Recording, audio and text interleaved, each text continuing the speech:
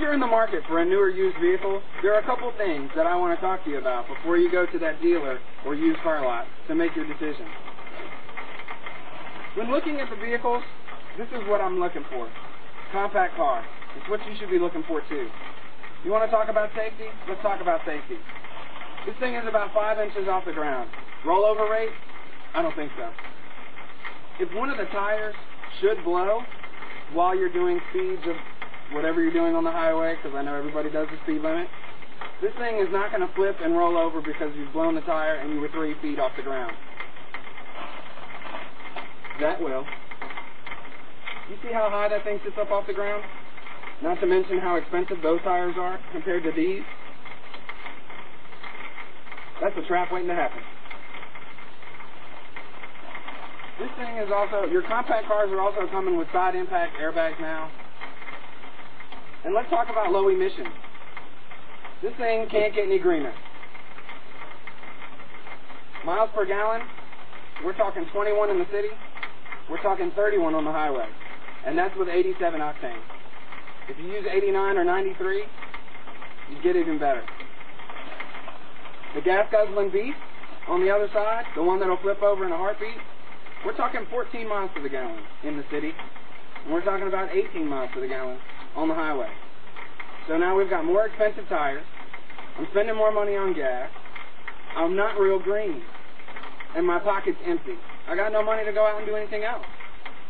In the compact car,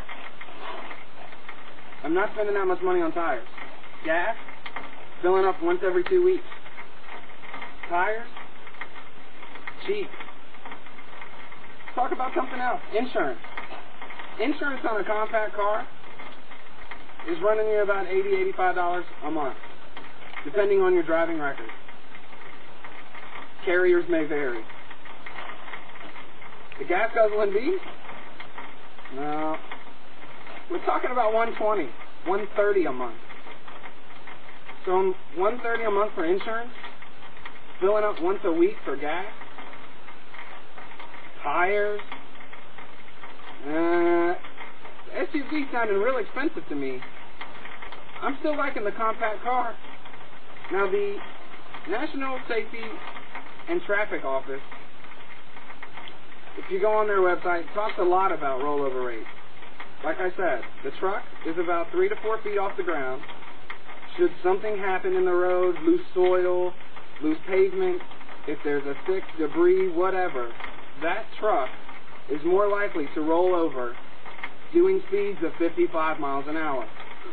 The car, you're probably going to mess up the undercarriage a little bit. You might blow a tire. You're not rolling over. So we've talked about your insurance rates. We've talked about cost of gas, prices of parts.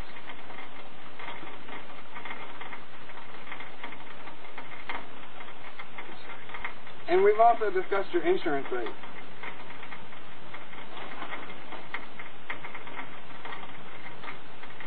I'm still not convinced to buy the SUV. I'm going to stick with the compact car. Do you guys have any critique at this point? How much do they cost compared to each other? Price comparison is going to vary depending on what you're buying, compact car versus SUV. A lot of the compact cars, you can get them for the couple that I saw online were going anywhere from $16,000 to $18,000. The smallest SUV I could find was going for about $22,000, and that was the Ford Escape. Trade-in value? Trade-in value, again, is going to depend on the maker of the vehicle. But the SUVs, as soon as you roll them off the lot, they depreciate so much. Again, I'm not buying an SUV. I'm going to stick with my compact car that's not going to depreciate half as much as the SUV. Any other questions? How many passengers can you seat safely?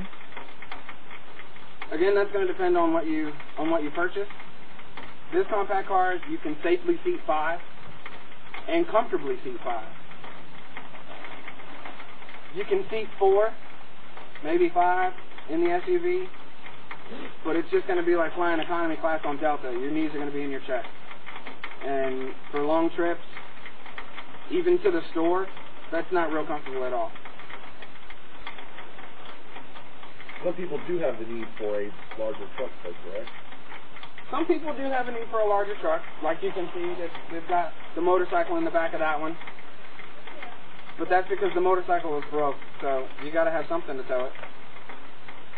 You still have a pretty good towing capacity? On this one, towing, you can still tow about 900 pounds. Obviously, that one you're going to be able to tow a lot more, but you know. You can still pull a small jet ski. I can pull a jet ski. Small U-Haul. Not a problem. Any other questions or feedback? Why are you doing the rain? Because it's raining. Thank you very much.